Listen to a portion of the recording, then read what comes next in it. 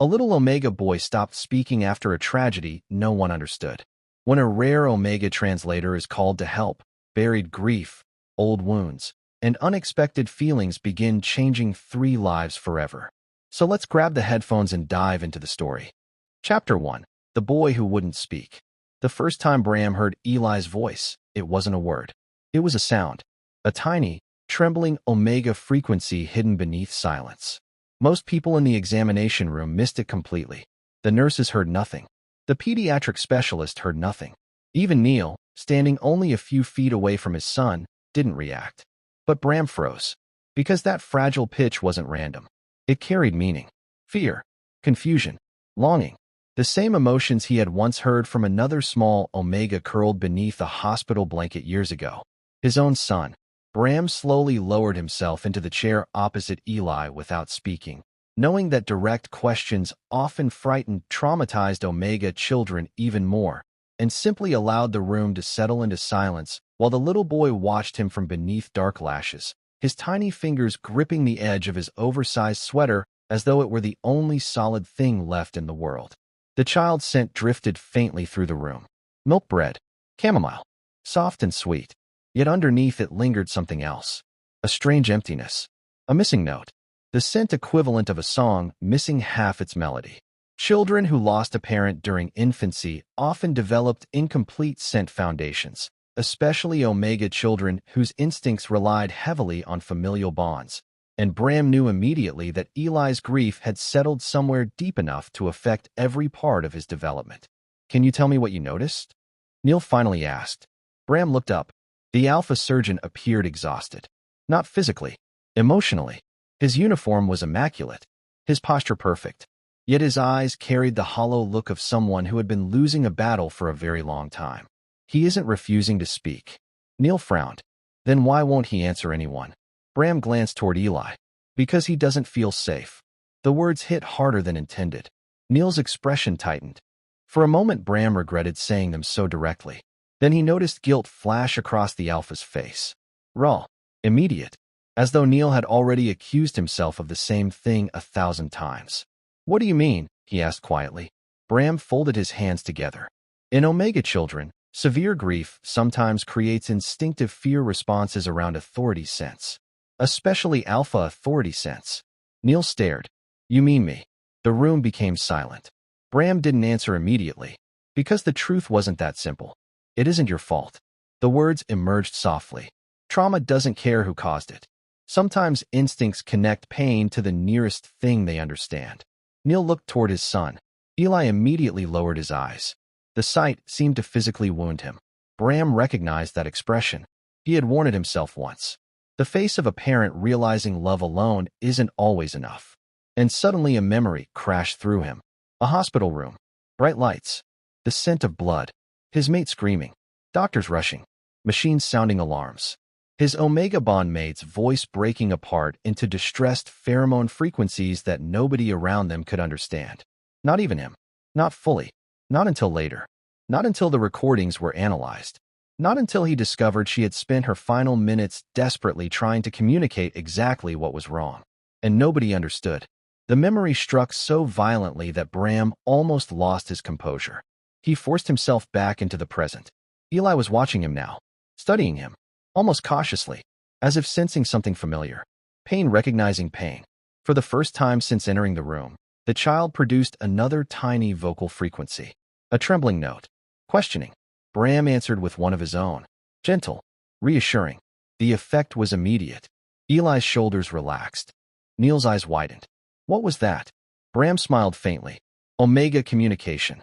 The alpha blinked. I didn't hear anything. Exactly. Niall stared between them, the realization slowly settling across his face. For the first time in months, someone was communicating with his son. Not fixing him. Not diagnosing him. Communicating. And something inside, Niall nearly broke from relief. Later that evening, after Eli had fallen asleep in the back seat of the car, Niall remained parked outside his apartment building for nearly 20 minutes. The city lights blurred beyond the windshield. Rain tapped softly against the glass. And for the first time in years, he cried.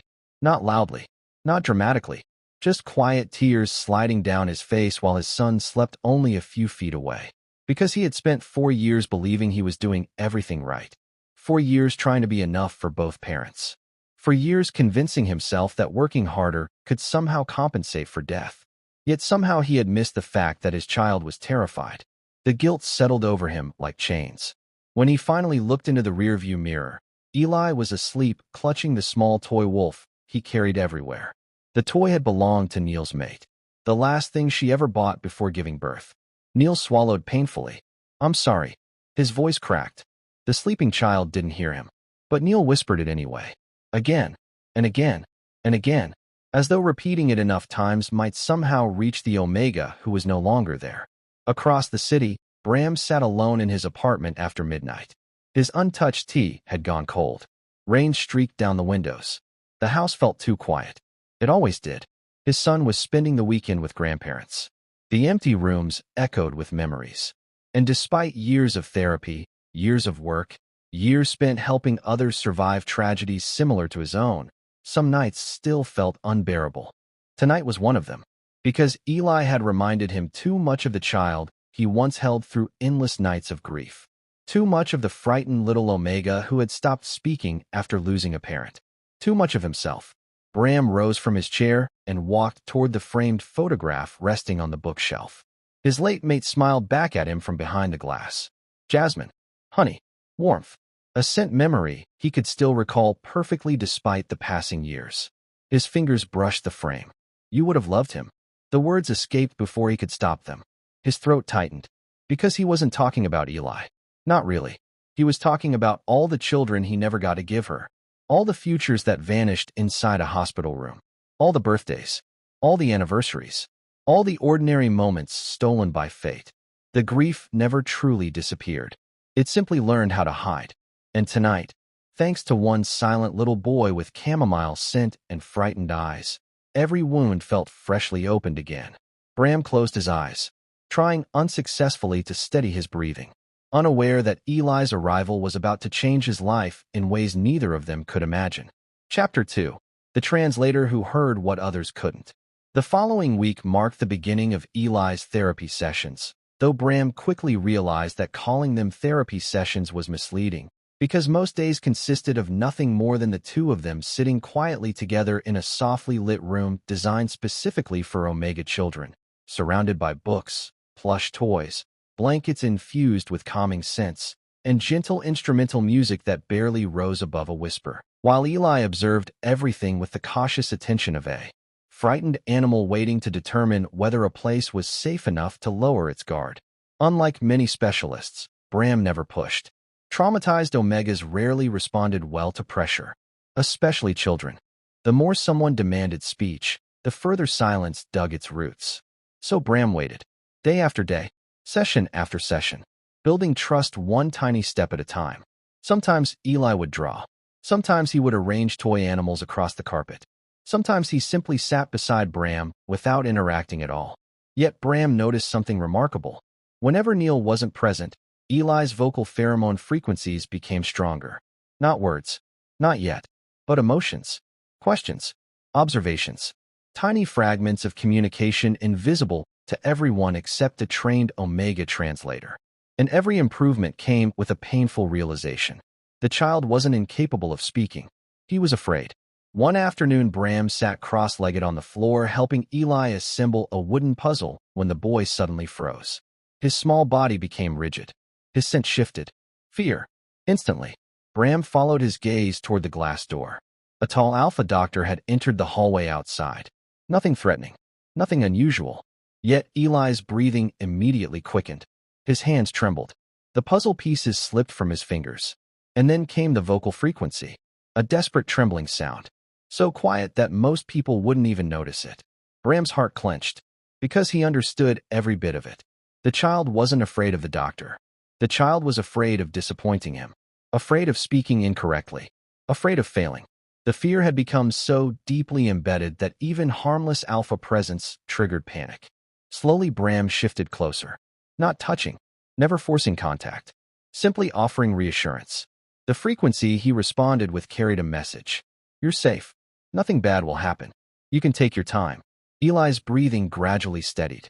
The panic eased. The Alpha Doctor continued walking down the hallway, completely unaware of the emotional storm he had accidentally triggered. Bram felt exhausted. Not because of the session, because of the memories. His own son had reacted exactly the same way after losing his bond parent. Exactly. The similarities were becoming impossible to ignore. That evening, Niall arrived early for pickup. The Alpha looked terrible. Dark circles shadowed his eyes. His uniform jacket hung slightly loose. The scent of exhaustion practically radiated from him. Bram frowned. "When did you last sleep?" Niall gave a tired laugh. "I think that's becoming a trick question." "Seriously." The Alpha rubbed his forehead. 3 surgeries yesterday." Another sigh.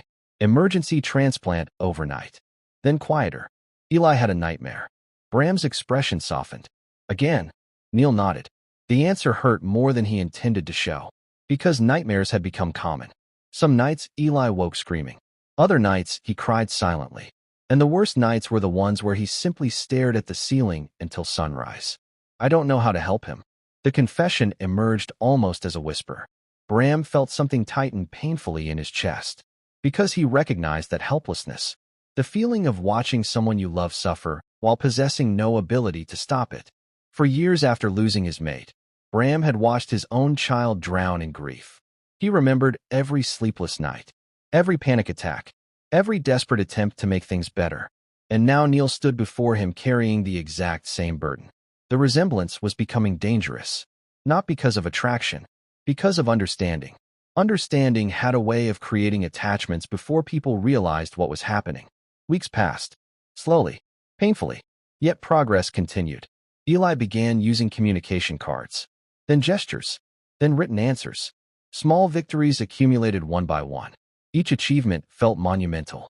For Niall especially. The Alpha celebrated everything. A nod. A smile. A written sentence. Every step forward felt like watching sunlight return after years of winter. And for the first time in months, hope began creeping into their lives. Then everything changed. One rainy afternoon, the hospital received an emergency Omega maternity admission. The situation was critical. The laboring Omega was experiencing severe distress and had become completely nonverbal. The nursing staff immediately contacted Bram. As always. As they always did. Because there were only a handful of certified translators in the entire region. Bram arrived within minutes. The moment he stepped into the delivery room, his entire body froze.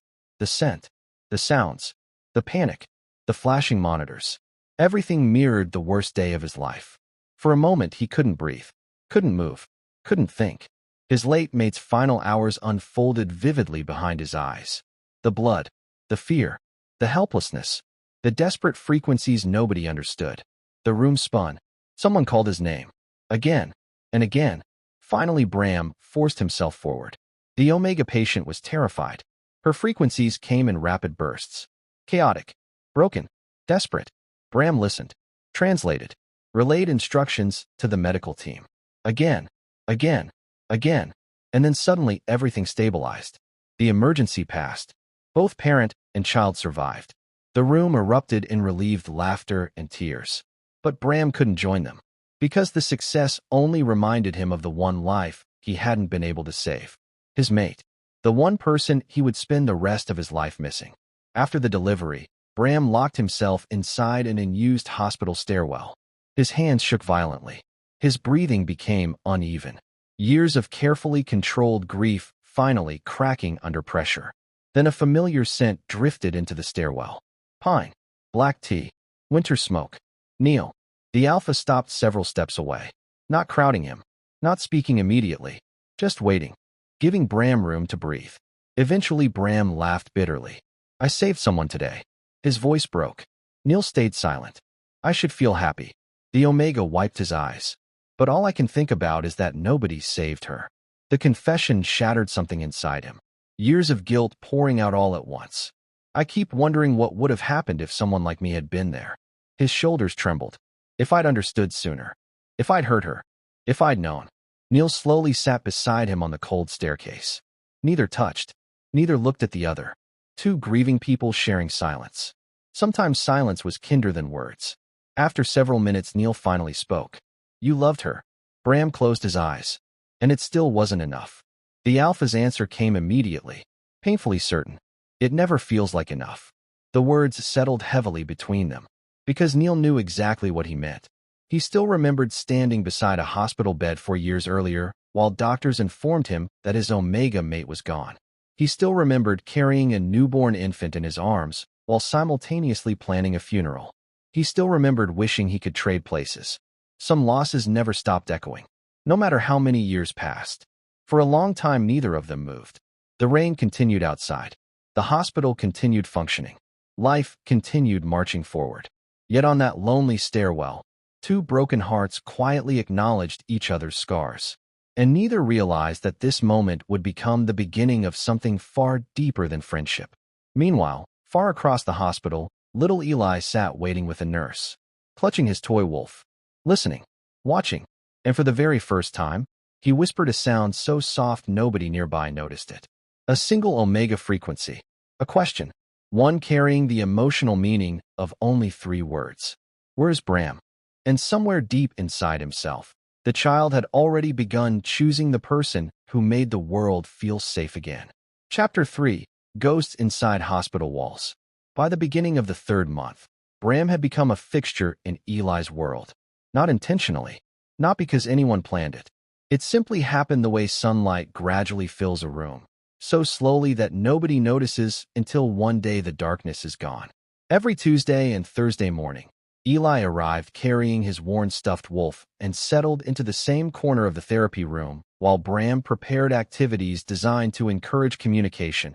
And although the child still spoke no actual words, the silence between them no longer felt empty. It felt alive, comfortable, safe. The difference mattered, because healing often began long before the first spoken sentence. And nowhere was that change more obvious than in Eli's scent. The hollow emptiness Bram had noticed during their first meeting had begun softening. The scent of chamomile and sweet bread carried traces of warmth now. Security, trust, the instincts of a child slowly learning that grief was not the same thing as abandonment. Still, recovery remained painfully slow. Some days Eli made progress. Other days he retreated entirely. Trauma rarely moved in a straight line, and each setback affected Niall far more than he admitted. One evening, after an especially difficult session during which Eli had spent nearly an hour curled beneath a blanket refusing all interaction, Niall found himself standing alone in the hospital parking structure long after sunset. His shift had ended hours ago. The city glittered beneath him. Traffic flowed through distant streets. Yet all he could think about was a tiny boy sitting silently beneath a blanket. The image haunted him, because he recognized it, not from medical training, from memory. His Omega mate used to hide exactly the same way whenever anxiety overwhelmed her. She would disappear beneath blankets and pillows until the world felt manageable again. The realization struck harder than expected. For years since her death. Yet grief still found new ways to ambush him. His phone vibrated. A message from Bram. Eli had a difficult day. Don't panic. Setbacks are normal. Niall stared at the screen. Then another message arrived. He still trusts you. Don't forget that. The words hit with surprising force. Because lately Niall wasn't sure. Every missed sign, every overlooked symptom, every moment of uncertainty felt like evidence that he was failing. His fingers tightened around the phone. For several minutes, he simply stood there. Then, before he could reconsider, he typed a response. How did you know I needed to hear that? The reply arrived almost immediately. Because I needed to hear it too once. Niall looked at the message for a very long time. Neither of them mentioned grief. Neither mentioned their late mates. Yet both understood exactly what had been said. The following week brought an unexpected breakthrough. Not from Eli. From Niall. Bram had arrived early for a session and found father and son alone in the waiting area. Niall sat cross-legged on the floor despite wearing expensive surgeon slacks, helping Eli construct an elaborate fortress from building blocks. The alpha looked ridiculous, completely serious about the task, utterly invested. And Eli was smiling. Actually smiling. A rare, genuine smile. Bram stopped walking. Something tightened painfully in his chest. Because suddenly he could imagine the life Niall's mate never got to see. The birthdays. The school plays. The scraped knees. The bedtime stories. All the ordinary moments stolen away before they could happen. The realization hurt. Not because he pitied Niall. Because he understood exactly how much had been lost. For a brief moment, He imagined his own late mate sitting beside him, watching the scene, laughing softly, telling him not to stare. The fantasy disappeared as quickly as it arrived, leaving behind a familiar ache, a grief so old it had become part of his bones. Later that day, something unusual happened. Eli reached for Bram's hand. It lasted only a second, a tiny gesture, barely noticeable, yet both adults froze. Because until now, Eli had rarely initiated physical contact with anyone besides Niall. The boy seemed equally surprised by his own action, immediately withdrawing, looking embarrassed. Bram smiled gently. "It's okay." Eli stared at the floor, the tips of his ears turning pink. Niall watched silently. Something warm settled inside him. Relief, gratitude, hope. For months he had feared his son might never trust people again. Yet here was proof that healing was happening. Slowly, painfully, but happening. The breakthrough should have made everything easier. Instead, it complicated things. Because the more Eli improved, the more time Niall and Bram spent together. What began as professional conversations gradually transformed into shared lunches, late-night phone calls about Eli's progress, discussions about parenting, grief, and the strange loneliness of rebuilding a life after losing a mate. The boundaries blurred so gradually neither noticed. Until one evening, the hospital cafeteria had nearly emptied. Rain tapped softly against the windows. Niall and Bram sat across from one another nursing cups of cold coffee after another long day. The conversation drifted naturally toward memories. It always seemed to. What was she like? Niall asked quietly. Bram knew immediately who he meant. For a moment, he considered avoiding the question. Then he smiled sadly. Too kind. Niall laughed softly. That's not a flaw.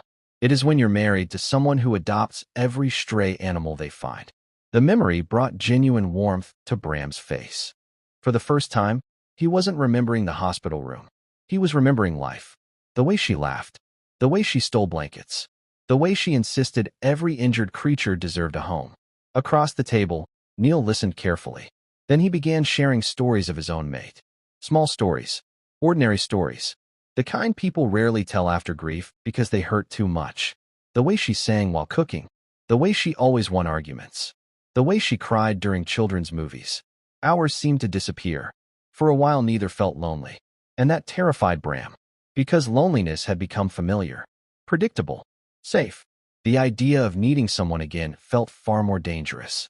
That night, after returning home, Bram stood in front of his bathroom mirror staring at his reflection. The apartment remained silent. His son was away visiting relatives. The emptiness felt larger than usual. Because for the first time in years, he had enjoyed himself. Genuinely. And the realization filled him with guilt. An ugly, irrational guilt. As though smiling meant betraying someone. As though moving forward required leaving her behind. The thought made him nauseous. He closed his eyes, pressed trembling hands against the sink. What are you doing? The whispered question echoed through the empty apartment. No answer came. Only silence. And beneath the silence, fear. Because Bram wasn't afraid of loving again. He was afraid of surviving it. Meanwhile, across the city, Niall stood in Eli's bedroom doorway watching his son sleep. The little Omega lay curled around his stuffed wolf. Peaceful. Safe. For once free from nightmares. Niall smiled. Then something unexpected happened. Eli shifted beneath the blankets. Half asleep, barely conscious, and murmured a faint sound. Not a complete word. Not yet. But close. So close. Niall's breath caught. His heart began racing. For several seconds, he simply stood there. Afraid to move. Afraid to breathe. Because after months of silence, his son was getting closer. Closer every day. Neither Niall nor Bram realized that the moment they had been waiting for was approaching. A single word. One tiny word. A word that would heal one heart. And break another. Chapter 4. Learning Eli's Silent Language. The first snowfall of the season arrived unexpectedly. Soft white flakes drifted across the city, covering rooftops, sidewalks, and hospital gardens in a quiet blanket of silver. While inside the Omega Communication Department, Eli sat beside the window watching the snow fall with such complete concentration that Bram spent nearly 10 minutes pretending to organize paperwork simply so he wouldn't interrupt the rare expression of wonder brightening the child's face. Moments like these mattered, not because they seemed important, because trauma stole them. Children carrying grief often forgot how to simply exist. how to marvel at snow, how to laugh at silly things, how to feel safe enough to be children. And lately, Eli had begun reclaiming those pieces of himself, one tiny piece at a time.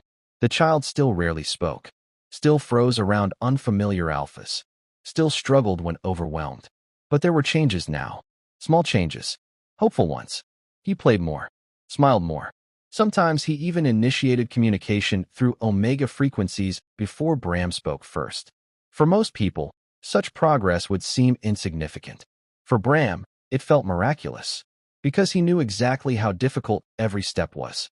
That morning's session ended differently than usual.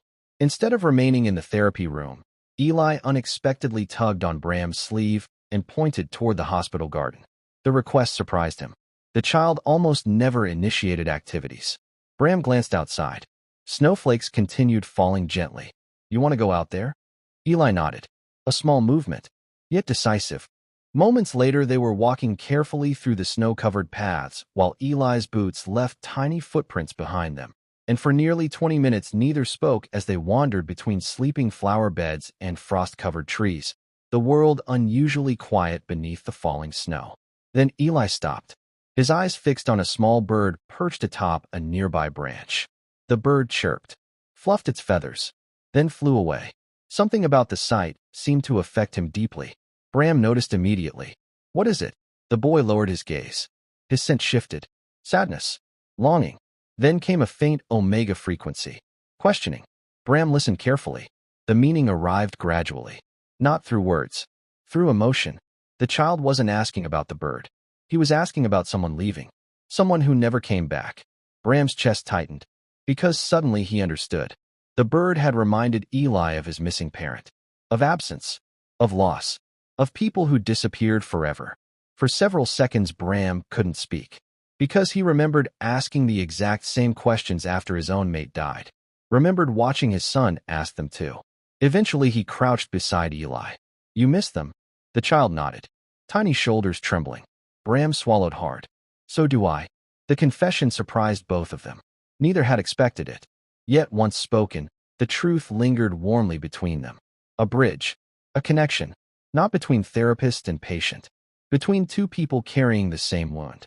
And for the first time, Eli didn't look alone. Later that evening, Niall arrived to pick up his son. The alpha immediately noticed something different. Eli seemed calmer, lighter, as though some invisible weight had shifted. What happened today? He asked. Bram hesitated, then smiled softly. We talked. Niall blinked. He talked. In our own way. The alpha stared, hope flickering across his face. Dangerous hope, the kind capable of shattering hearts. Yet Bram couldn't bring himself to extinguish it, because the progress was real. For once. Actually real. The following weeks became the happiest period since therapy began.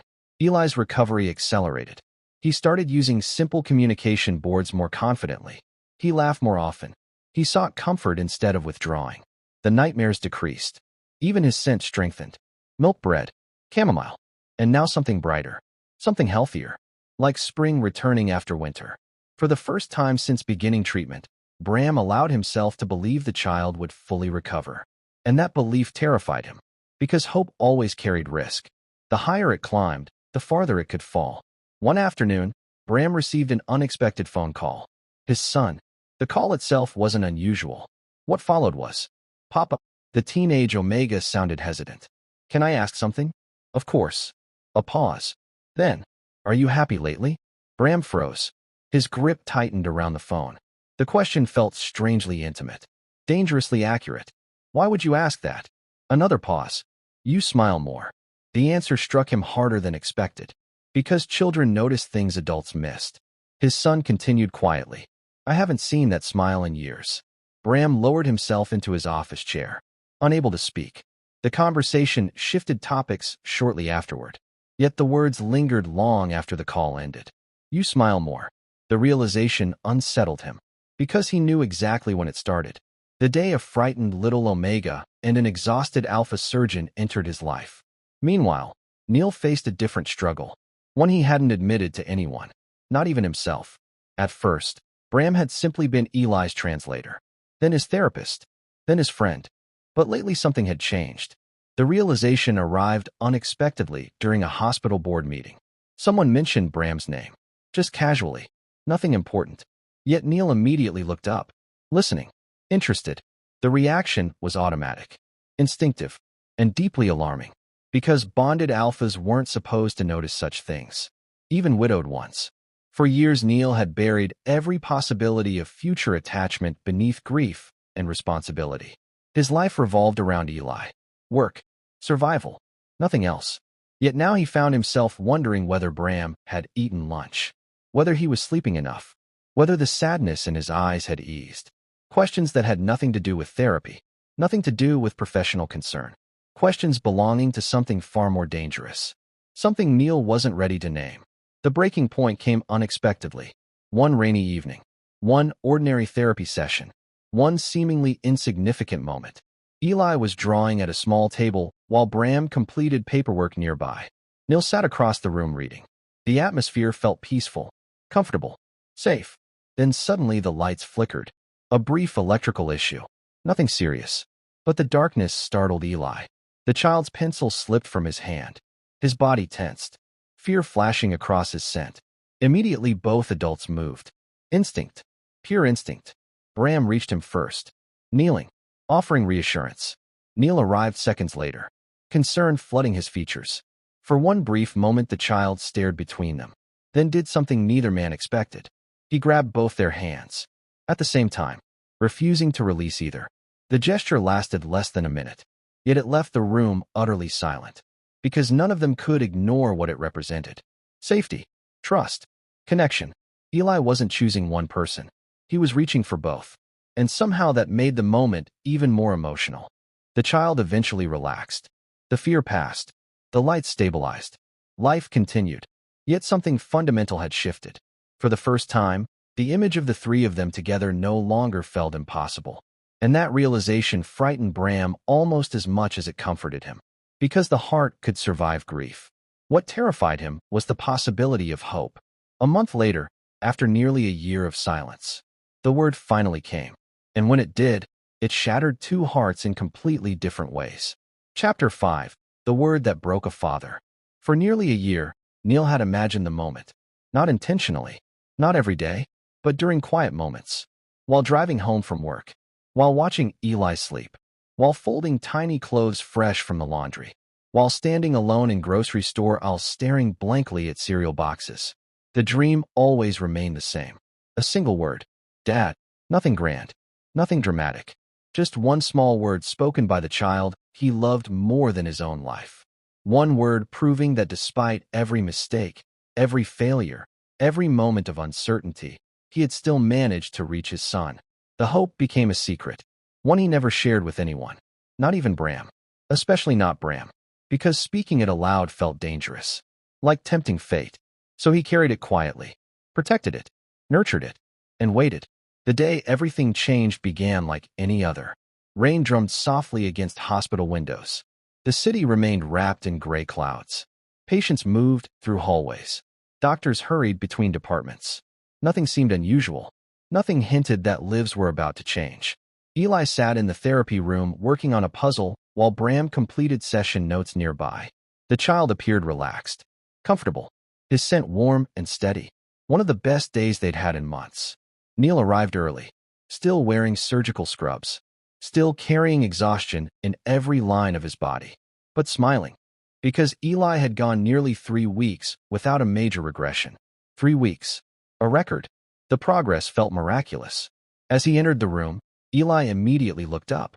His expression brightened. Bram noticed. So did Niall. The alpha's chest filled with pride.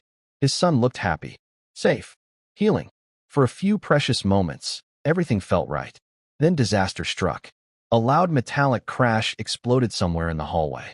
A transport cart had collided with a supply cabinet. The sudden noise echoed through the department. Eli jumped violently. The puzzle scattered across the floor. Fear surged through his scent. Instinctively, the child stumbled backward, his breathing accelerating, his hands trembling. Panic. Pure panic. Bram reacted immediately, crossing the room, dropping to one knee. It's okay. Gentle. Calm. Safe. The familiar reassurance they had practiced countless times. The world seemed to narrow. Everything slowing. The rain, the noise, the movement, all of it fading away, leaving only Bram and Eli. The child stared at him, eyes wide, breathing hard, fighting the instinct to disappear into silence. And then, it happened. A tiny sound, barely audible, a whisper, one fragile word forcing its way through nearly a year of fear. Bram. Silence. Absolute silence. The entire room froze. Bram stopped breathing. The world stopped turning. Even Eli looked shocked, as though he hadn't expected the word to escape, as though he wasn't entirely sure how it happened. But it had. The first word. The first real word. After months of silence. After endless therapy. After grief. After fear. After pain. The first word. Bram. The room erupted moments later. Nurses cried. Staff celebrated. Everyone understood the significance. Everyone except Niall. Because while relief flooded him, something else arrived too. Something darker. Something shameful. Something he hated instantly. Pain. The word echoed endlessly inside his mind. Bram. Not dad. Not father. Not papa. Bram. The realization struck like a blade. And immediately guilt followed. Because he should be happy. His son had spoken. His son was healing. This was a victory. A miracle. Yet beneath the joy lived heartbreak. Raw. Ugly. Human. Niall smiled. Because Eli was watching. Because Bram was crying. Because everyone deserved happiness in this moment. So he smiled. Congratulated them.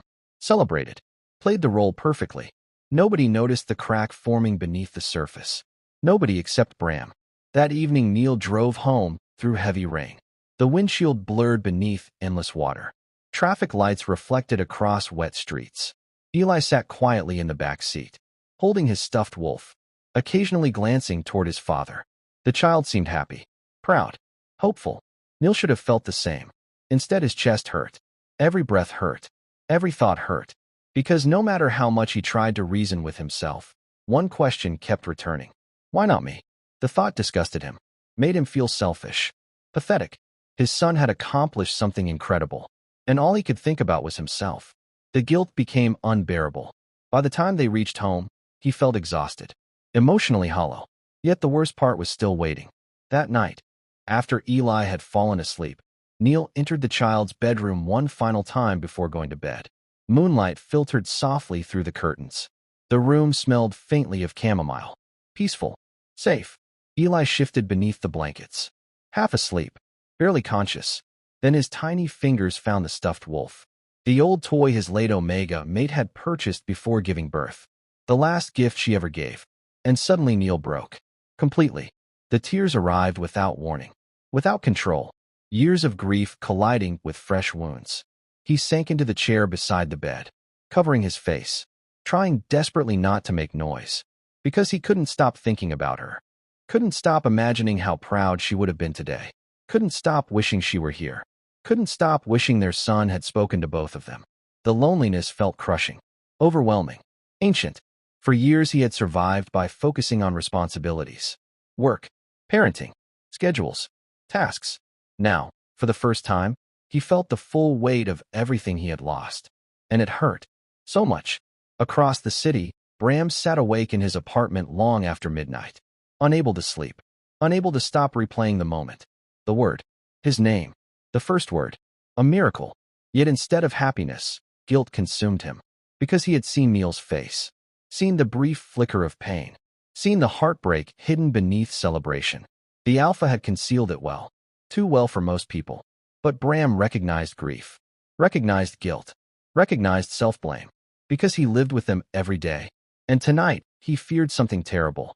Not that Eli loved Niall less. Never that. He feared Niall believed it. The thought twisted painfully inside his chest. Because the truth was exactly the opposite. Eli adored his father. Worshipped him. Trusted him completely. The child simply reached for the person who had helped him find his voice. Nothing more. Nothing less. Yet Bram knew heartbreak rarely listened to logic. Especially when grief was involved. 3 days later, Niall stopped answering messages. Not completely. Just enough. Short replies. Delayed responses. Professional. Polite. Distant. The change terrified Bram. Because for the first time since meeting them, he felt like he might lose both of them. and he wasn't entirely sure why that possibility hurt so much. Meanwhile, little Eli noticed the distance immediately. Children always did. And soon, without realizing it, the child would reveal a truth that neither adult was prepared to hear. A truth that would finally force Niall to confront the guilt he had carried for years. Chapter 6. Grief is not a competition. The distance lasted 12 days. Not 13. Not 11. 12. Bram knew because he counted. Not deliberately at first, but grief had a habit of turning absence into mathematics. And before long, he found himself noticing exactly how many hours passed between Niall's messages, how many therapy sessions ended with hurried departures instead of conversations, and how many times he caught himself looking toward the waiting room expecting to find the alpha standing there only to discover an empty chair instead. Nothing obvious had changed. Niall still attended every appointment, still listened carefully to treatment updates, still thanked Bram for helping Eli, still smiled. That was almost the worst part. The smiles. Because they were polite, professional, carefully constructed. The kind people wore when they were hurting and didn't want anyone asking questions. Bram recognized them instantly. He had worn the same smile for years after his mate died. The person suffering most from the distance wasn't Bram. It wasn't Niall. It was Eli. The child noticed everything. Children always did. Especially Omega children, whose instincts often picked up emotional shifts long before adults acknowledged them. By the end of the second week, Eli had become quieter again. Not silent, just subdued. His scent carried traces of anxiety, uncertainty, worry. One afternoon, while drawing pictures during therapy, he suddenly pushed a sheet of paper toward Bram. The drawing showed 3 figures. A tall alpha, an omega, a small child, all holding hands. Bram's chest tightened. The meaning couldn't have been more obvious. Before he could respond, Eli quietly pointed toward the drawing, then pointed toward the door, toward the waiting room where Niall sat, then back toward the picture. The question needed no words. Why aren't things like this anymore? The innocence of it nearly shattered Bram. Because children didn't understand emotional walls. They only noticed when warmth disappeared. That evening, Bram made a decision. A dangerous one, possibly an unprofessional one. But some conversations needed to happen. After Eli's appointment ended, Bram asked Niall to stay behind. The alpha immediately looked uneasy. Not guilty, not angry, just tired. So very tired. They sat across from each other inside the empty therapy room while rain tapped softly against the windows. The same rain that seemed to accompany every important moment in their lives. For several minutes neither spoke. Then Bram finally broke the silence. "You're avoiding me." The words landed gently, without accusation, without judgment. Niall stared at the floor. His jaw tightened. For a moment Bram thought he might deny it. Instead, the alpha laughed softly. A humorless sound. "I didn't realize it was that obvious." "It is to me." Silence. Long. Heavy. Painful. Then Niall rubbed his eyes, looking suddenly older than his years. "I hate myself for feeling this way." Bram's heart sank. Because he already knew. Or thought he did. "Niall, I was happy." The confession emerged quietly. Broken. My son spoke. His voice cracked. The happiest moment of my life should have been hearing him speak. Bram remained silent. Listening. Because some wounds needed room. Needed air. Needed truth. Niall swallowed. Then continued. "And all I could think was, why wasn't it me?" The words shattered in the middle, as though even saying them aloud hurt. The alpha looked away. Ashamed. "I know how selfish that sounds." "It doesn't." "It does." Niall laughed bitterly. "My son spent nearly a year trapped inside silence, and when he finally escaped, I made it about myself." Bram's eyes stung. Because the pain in Niall's voice wasn't jealousy. It wasn't resentment. It was guilt. Pure guilt. The kind that consumed good people. For a long time neither spoke. Then Bram leaned forward. "Can I tell you something?" Niall nodded. Slowly. Carefully. Bram inhaled. And opened a wound he rarely discussed. "When my mate died, my son stopped speaking for months." The alpha looked up, surprised. Bram continued. "The first complete sentence he said after the funeral wasn't directed at me." A small smile touched his lips. "Sad. Fragile." He asked his grandmother where his parent went. Niall listened quietly. "I remember smiling." Bram laughed softly. "I remember celebrating." His eyes glistened. "And later that night I cried because he hadn't come to me." The confession settled heavily between them. Not because it was dramatic. Because it was honest. Painfully honest. The sort of honesty grief usually kept hidden. I felt exactly what you're feeling. Niall stared, speechless. Bram's smile faded. Then I spent years feeling guilty about it. Silence. Rain. Breathing. Nothing else. Finally Bram spoke the truth both of them needed. Grief isn't a competition. The words hung in the air. Quiet. Steady. Certain. You aren't competing with me. His voice softened. You aren't competing with your mate. Another pause. And Eli isn't choosing between us. Niall closed his eyes. The tears came immediately. Without resistance. Without shame. Because somewhere deep inside, he knew Bram was right.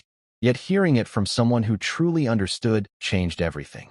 When the tears finally subsided, they sat together in silence. Not awkward silence. Comfortable silence. The kind shared between people who no longer needed explanations. Eventually Niall laughed quietly. I'm a surgeon. Bram raised an eyebrow. And I can rebuild someone's face. A weak smile appeared. Repair organs. Another breath. Perform surgeries lasting 12 hours. Then his voice softened. But one 4-year-old somehow defeats me every day. For the first time in weeks, Bram laughed. A real laugh. Warm. Unrestrained. And Niall found himself staring. Noticing things he shouldn't notice. The way Bram's eyes crinkled. The way his scent softened when he smiled. The way grief seemed lighter around him. Dangerous observations. Yet impossible to stop. That night, something unexpected happened. After returning home, Niall tucked Eli into bed as usual. The child looked unusually thoughtful. Almost nervous. As though working up the courage to say something. Eventually he reached beneath his blanket. Pulled out a folded piece of paper. And handed it to his father. Niall unfolded it. The drawing was simple. 3 figures again. The same 3. Holding hands. But this time words appeared above them. Crooked. Uneven. Written with the uncertain handwriting of a child still learning letters. Niall stared. His vision blurred instantly. Because the labels above the figures read. Me. Dad. Bram. For several seconds he couldn't breathe. Couldn't speak. Couldn't think. Then he looked at his son. The child appeared nervous. Waiting. Watching. As though afraid he had done something wrong. And suddenly Niall understood. The first word had never been about choosing. Never. Because in Eli's heart, his father had always been exactly where he belonged. The realization hit with such force that tears immediately filled his eyes. He pulled the child into his arms, holding him tightly, desperately, as though trying to make up for every moment of doubt, every moment of guilt, every moment he had questioned himself. Dad. The word emerged softly from Eli's lips. Small, quiet, perfect. Niall froze. The room stopped. The world stopped. Everything stopped. Because this time the word was for him. And after nearly a year of waiting, after grief, after fear, after loneliness, after endless nights wondering whether he was enough, his son finally called him what he had always been. And Niall cried harder than he had in years. Across the city, Bram sat alone on his balcony watching the rain, completely unaware that, at that exact moment, a small Omega boy had finally spoken the word his father had waited a lifetime to hear. And even more unaware that the greatest challenge of all was about to begin. Because now that Eli was healing, neither Bram nor Niall could hide behind therapy anymore. Chapter 7. When healing leaves nowhere to hide. Winter slowly loosened its grip on the city. Snow disappeared from sidewalks. The hospital gardens began showing traces of green. Tiny flowers pushed through frozen soil. Life returned. Quietly. Patiently. And for the first time since Eli entered therapy, the future no longer felt like something fragile. It felt real. Because the child who once communicated only through frightened Omega frequencies now filled entire rooms with questions, observations, and endless curiosity. And although occasional setbacks still appeared, they no longer controlled his life. He was healing. Truly healing. The nurses celebrated it. The therapists celebrated it. Niall celebrated it.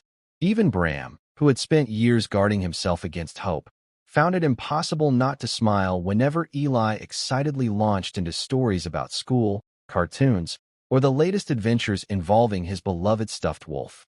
The silence was gone, and with it disappeared the excuse that had kept 2 adults from confronting feelings neither wanted to examine.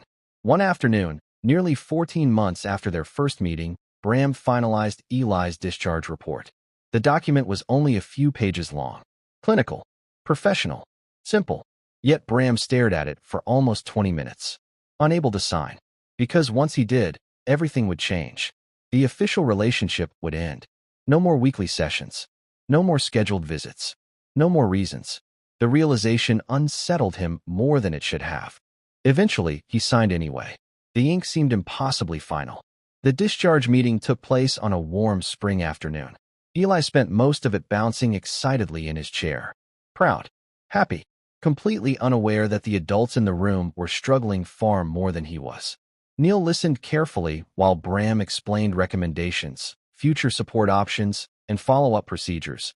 Yet neither man focused particularly well because every sentence brought them closer to goodbye. Finally, the meeting ended. The paperwork was complete. The journey was over. Eli launched himself forward without hesitation, wrapping his arms around Bram. The Omega laughed softly, returning the hug. For several seconds, neither moved. Then Eli looked up. "You're still visiting, right?" The question landed like a stone. Bram blinked. Niall froze. The child continued.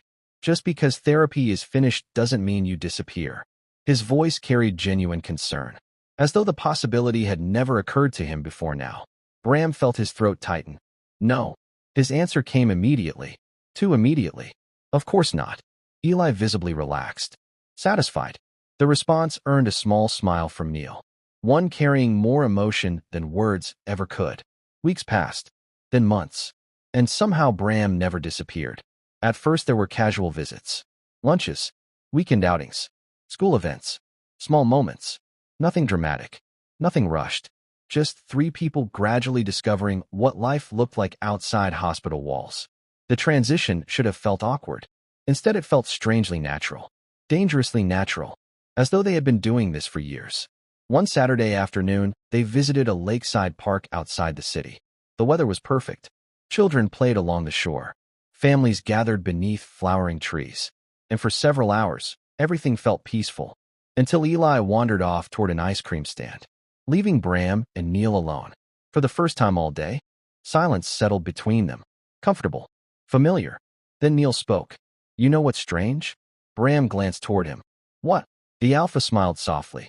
"I don't remember when you stopped feeling like a therapist." The words caught him off guard. Neither of them looked away. The moment stretched, neither willing to break it. Eventually, Bram laughed quietly. "That's probably a terrible thing professionally." "Probably." The alpha smiled. "But I'm glad it happened." Something warm fluttered through Bram's chest, immediately followed by panic, because the conversation was drifting somewhere dangerous, somewhere neither of them could pretend not to notice anymore. That evening, Bram returned home feeling unsettled. The apartment seemed unusually quiet. His teenage son noticed immediately. "You look weird." Bram sighed. "Thank you." "You're welcome." The teenager sat across from him, studying him, then smiled knowingly, a smile that immediately made Bram suspicious. "What?" The teenager grinned. "It's him." Bram nearly choked. "What?" "Niall." The answer arrived far too quickly, far too confidently. His son laughed. "You say his name differently." Bram stared, mortified. The teenager continued. "And you smile every time Eli texts." Another pause. "You should really hear yourself." Bram buried his face in his hands. The humiliation was immediate. Yet beneath it lurked something else. Fear. Because hearing the truth spoken aloud made it impossible to ignore. Several days later, Niall experienced a similar conversation, though his came from a much smaller source. "Dad." The question arrived during dinner. Eli looked up from his food. "When are you going to tell Bram?" Niall nearly dropped his fork. The room became silent. "What?" Eli blinked, completely confused by the reaction. "You know." The child shrugged. "That you like him." The alpha stopped functioning. Entirely. Years of medical training abandoned him. Professional composure vanished. Language disappeared. Meanwhile, Eli calmly continued eating, as though discussing the weather. Niall stared, speechless, finally managing. "How do you know that?" The child looked genuinely puzzled. "Everyone knows." The answer was devastating. For the next week, Niall avoided thinking about the conversation. Failed miserably, because once the truth had been spoken, it appeared everywhere. Every smile, every conversation, every message, every moment, until eventually denial became impossible. He loved Bram. Not because Bram helped Eli. Not because Bram understood grief. Not because Bram had supported them during the hardest period of their lives. He loved Bram because somewhere along the way, the Omega had become one of the most important people in his world. The realization felt terrifying and liberating at the same time. 3 nights later, unable to ignore it any longer, Niall found himself standing outside Bram's apartment building, heart racing, palms sweating, feeling more nervous than before any surgery. The irony was absurd. He could operate on a human heart, yet confessing his own feelings felt impossible. Still, he forced himself forward, toward the entrance, toward the conversation waiting upstairs, toward whatever came next, unaware that Bram was currently sitting on his balcony wrestling with exactly the same fears. And that before the night ended, both their lives would change forever. Chapter 8. The Choice After Grief. By the time Niall reached Bram's apartment door, he had already considered turning around at least 20 times. The elevator ride felt too long.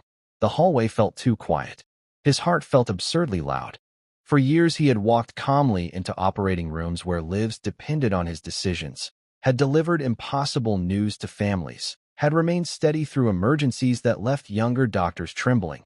Yet none of those experiences prepared him for standing outside a simple apartment door wondering whether he was about to ruin one of the most important relationships in his life. The realization would have been amusing if he weren't so terrified. Eventually he forced himself to knock. Once, then immediately regretted it. Inside, Bram almost ignored the sound. His thoughts had been spiraling for hours. The balcony conversation from earlier in the week replayed endlessly inside his mind. His son's teasing, Eli's obvious observations, his own feelings he had spent months carefully refusing to examine. Not because they weren't real, because they were. And that frightened him. After losing a bondmate, loving again carried a unique kind of terror. The first heartbreak taught you what loss felt like. The second required willingly stepping toward that possibility again.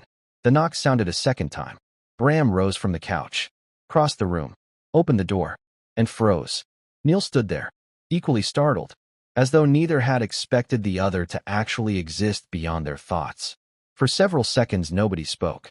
Then Bram laughed nervously, the sound breaking the tension. "What are you doing here?" The Alpha exhaled. "I was hoping you could answer that." To his surprise, Bram laughed harder. And suddenly both of them relaxed. Just a little. 20 minutes later they sat on Bram's balcony beneath a sky full of stars. The city glowed below. Traffic moved through distant streets. The spring air carried traces of blooming flowers. For a while they discussed ordinary things. Work, family, Eli, anything except the reason Niall had come. Anything except the truth waiting patiently between them. Eventually silence settled. Not awkward, not uncomfortable, just unavoidable. Then Niall spoke. "Bram." The Omega immediately looked up. Something in the Alpha's voice felt different. Steadier, certain. Niall inhaled slowly, gathering courage. For a long moment, he simply watched the city lights. Then finally said the words, "I need you to know something." Bram's heartbeat accelerated. The world seemed to narrow, every sound fading into the background, leaving only Niall's voice.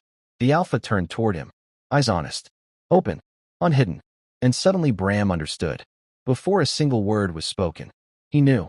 "You helped save my son." Niall's voice remained calm, measured. But that's not what this is. The distinction mattered. They both knew it. Because neither wanted affection built from gratitude. Neither wanted confusion mistaken for love. Niall continued. "When Eli first started recovering, I thought maybe I was becoming dependent on you." A small smile touched his lips. "I told myself it would pass." Bram remained silent, listening, heart pounding. "I thought once therapy ended, everything would go back to normal." The Alpha laughed softly. "But normal kept including you." The words landed gently, yet somehow they hurt. In the best possible way. Because Bram realized he had hoped to hear them. Secretly. Selfishly. For months. Niall's gaze softened. "I don't need you to fix anything anymore." The confession emerged quietly. Honest. "My son is healing." A pause. "I'm healing." Another pause. Longer this time. Then.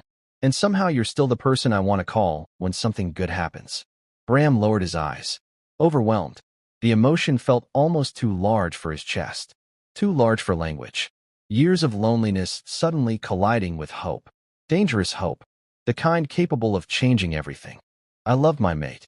The words escaped before Bram could stop them. Niall nodded immediately. "I know. No jealousy. No discomfort. Just understanding. Bram swallowed. Tears threatening. Sometimes I still miss her so much it hurts to breathe. The confession trembled. Raw. Painful. True. Niall's answer came without hesitation. You always will. The certainty in his voice shattered something inside Bram. Because so many people treated grief like an illness that should eventually disappear. A chapter that should close. A wound that should stop aching. Niall understood better. He understood that love didn't vanish. That memories didn't expire. That loss became part of you. The alpha leaned forward slightly. I'm not asking you to replace her. Bram closed his eyes. A tear slipped free. Because those were the exact words he needed. The exact fear he had never voiced. The exact burden he had carried for years. Niall's voice softened further. And I'm not replacing mine. Silence followed. Beautiful. Painful. Healing. Two people finally speaking truths they had hidden even from themselves. For several minutes neither moved. Neither rushed. Neither reached for the other. Because some moments deserved patience. Deserved respect. Deserved space. Then Bram laughed quietly through his tears. You know, for a surgeon, you're surprisingly good with words. Niall smiled. For a translator, you took an incredibly long time to understand what everyone else noticed. The comment startled a laugh from Bram. A genuine one. Bright. Warm. Alive. And suddenly the years of grief felt a little lighter. Not gone. Never gone. But lighter. Then came the interruption neither expected. The balcony door slid open. Both men turned. And froze. Eli stood there. Wrapped in a blanket. Hair messy from sleep. Looking deeply offended. The child crossed his arms. You took forever. The silence that followed lasted nearly 5 full seconds. Then Bram blinked. What? Eli sighed dramatically. The way only children could. Everyone knew. Niall covered his face. Bram looked horrified. Meanwhile, Eli simply shook his head, as though surrounded by particularly slow adults. Then he marched forward, positioned himself between them, and announced, Good. The declaration was so serious that neither could respond. The child nodded once, apparently satisfied, then added, Now nobody has to be lonely. The words hit harder than any confession, because they came from the one person who understood loneliness better than anyone. A child who had spent years grieving someone he never truly got to know. A child who understood absence, who understood fear, who understood what it meant to lose family. Bram felt tears return immediately.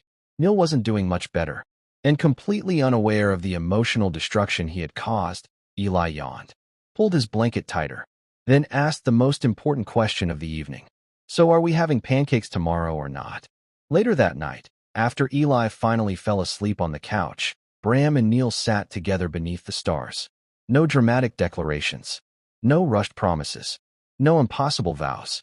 Just honesty. The beginning of something new. Something chosen. Built carefully. Deliberately. The way healthy families were meant to be built. And for the first time in many years, neither man felt afraid of tomorrow. Because tomorrow no longer looked empty. It looked shared. Yet the most emotional moment was still waiting. Because several months later, when Eli was old enough to fully understand what was changing, there would be one final conversation. One that would bring all 3 of them to tears. One that would transform a surviving family into a complete one. Final chapter, the family we chose. Summer arrived quietly. The kind of summer that smelled of warm pavement after rain, blooming flowers in the hospital gardens, and children staying outside until the streetlights flickered on, while life continued moving forward in such ordinary ways that sometimes Bram found himself stopping in the middle of seemingly insignificant moments simply to appreciate them. Ordinary moments had once felt impossible. After his mate died, entire years blurred together beneath grief. After Niall lost his own bonded partner, survival became his only goal. And after Eli's silence swallowed nearly a year of childhood, nobody involved had expected happiness to return looking so normal. Yet somehow it had. Not perfect. Not painless. Just real. The best kind of happiness. By late summer, Bram practically lived at Niall's apartment. Not officially. Not yet. But his favorite tea occupied one kitchen cabinet. Several books sat on the living room shelves. A spare toothbrush rested beside Niall's. And Eli had long since stopped asking whether Bram was coming over. The child simply assumed he would be there. At breakfast, movie nights, school events, weekend trips, life. Some evenings Bram would arrive after work to find Eli already waiting by the door with an entire list of plans prepared. Other times Niall would quietly hand him a cup of tea after an exhausting hospital shift without asking whether he needed one. The routines formed naturally, comfortably, like puzzle pieces finally discovering where they belonged.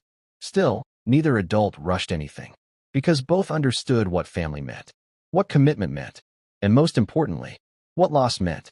One evening, nearly 8 months after Niall's confession, the three of them sat together on the apartment balcony, watching the sunset paint the sky gold and orange. The moment seemed ordinary, at least initially. Eli worked on homework. Bram read through patient reports. Niall answered emails. Nothing remarkable. Then Eli suddenly asked, "Can I ask something?" Both adults immediately looked up. "Of course," Niall replied. The child hesitated. An unusual sign. Normally, he said whatever entered his mind. This time he appeared nervous, careful, almost frightened. The expression instantly drew their full attention. Eli stared at his hands, then quietly asked, "If Bram stays forever, does that mean I forget Mama?" The question shattered the evening. Silence followed immediately. Heavy, painful, heartbreaking. Because beneath the innocence lived a fear many grieving children carried. A fear neither adult realized still existed. Eli's lower lip trembled. "I don't want to forget her." His voice grew quieter, almost ashamed. "I know I never met her properly." The words hurt, because it was true. His Omega mother had died before he could form memories. Yet grief existed anyway. A strange grief. A grief built from stories, photographs, and longing. A grief for someone loved without ever truly knowing them. Tears filled his eyes. What if being happy means I leave her behind? The question broke both adults simultaneously, because they understood too well.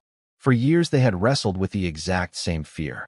Niall moved first, crossing the space between them, kneeling beside his son. "Eli." The child looked up, tears already falling. Niall swallowed hard, because his own eyes burned. "You know what I remember most about your mother?" The boy shook his head. A small smile appeared on Niall's face. The way she laughed. The memory softened his entire expression. Not the hospital. His voice trembled. Not losing her. Another breath. The laugh. Eli listened carefully. Every word. Niall continued. "I spent years thinking moving forward meant moving away from her." His eyes glistened. But I was wrong. The confession felt surprisingly difficult, because it was a truth learned through suffering. Not wisdom. Suffering. "She's part of every good thing that happened after she left." The child blinked, confused. Niall smiled sadly. "She's part of you." A gentle hand brushed through Eli's hair. "How could we ever leave her behind when she's still here?" The boy immediately burst into tears. Not dramatic sobs, just quiet crying. The kind that came from carrying fear for too long. Bram's composure lasted approximately 3 seconds longer. Then it shattered too, because Eli's question had exposed wounds he still carried. Wounds he suspected would always remain. Slowly he moved closer, joining them. The three of them sitting together beneath the fading sunset. "I used to feel guilty whenever I smiled." The admission surprised Eli. The child looked up. Even Niall turned toward him. Bram laughed softly through tears. "I thought if I was happy, it meant I loved my mate less." The words emerged quietly, painfully. "I thought grief was the price of remembering." The silence that followed felt enormous. Then Bram shook his head. "No." A tear slid down his cheek. "The remembering is the remembering." His voice cracked. "The love doesn't disappear just because new love arrives." The child stared, listening with complete concentration, trying to understand, trying to believe. Then something extraordinary happened. Eli stood up, walked into the apartment, and disappeared for nearly a minute. Neither adult understood why. Then he returned carrying 2 photo albums. One belonged to Niall. The other belonged to Bram. Albums filled with photographs of the people they lost, the people they still loved, the people who helped shape their lives. Eli carefully placed both albums on the table, then pushed them together, side by side, not replacing, not competing, simply existing together. The symbolism hit so hard that neither adult could speak, because somehow a child had understood before they did.